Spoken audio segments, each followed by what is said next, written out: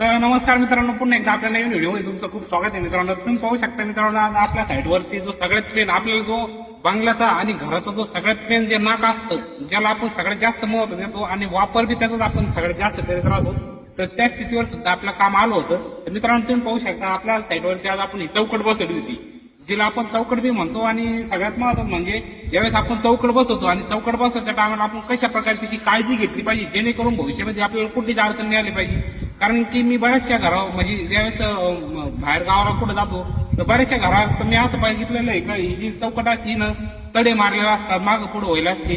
ते प्रॉब्लेम आपल्याला झाले नाही पाहिजे, हे नाही होऊ म्हणून आपल्याला राहुल मिस्त्री व्यवस्थित आणि एकदम सोप्या पद्धतीने सांगणार आहे की आपल्या चौकटीची आपण कशी काळजी घेतली पाहिजे त्या मजबूतीसाठी. तर राहुल मिस्त्री नमस्कार. नमस्कार.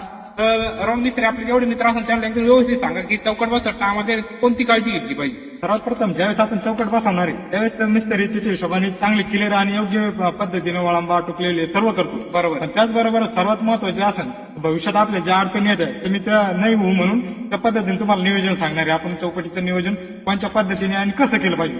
सर्वात प्रथम ज्यावेळेस आपण चौकट उभा करणार आहे त्यावेळेस वरपास पट्ट्या अशा म्हणजे किती ठोका लागणार त्या पद्धतीने मी तुम्हाला सांगणार आहे. काय होतं, मग आपला जो मेन फ्रंट दरवाजा असतो खूप मोठा असतो, रुंद असतो, पण ज्यावेळेस त्याच्यामधला आपण फाळकं बसवतो असं फ्रेम चौकट बसवतो, पट बसवतो, तर तो पटचं वेट आहे प्रचंड जड असतं. तर ते जड असल्यामुळे काय होतं, भविष्यात आपण उघडीतो लावतो वाऱ्याने असं जोरात आपटतो याच्यावर. मग त्यावेळेस काय होतं, एकाडाकाडाने आपलं जी फ्रेम ही ना प्लास्टरला भिंतीला सोडून मध्ये अशी गॅप देते, म्हणजे तिला क्रॅक पडत.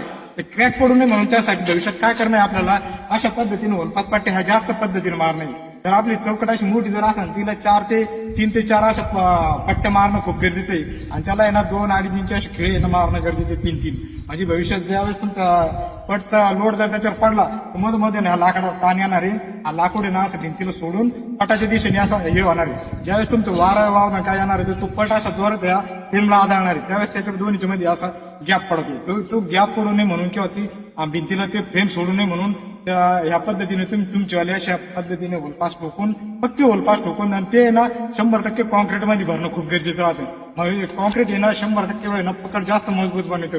युनिटी आहे ना कॉन्क्रीट इतकी ताकद देऊ शकत नाही.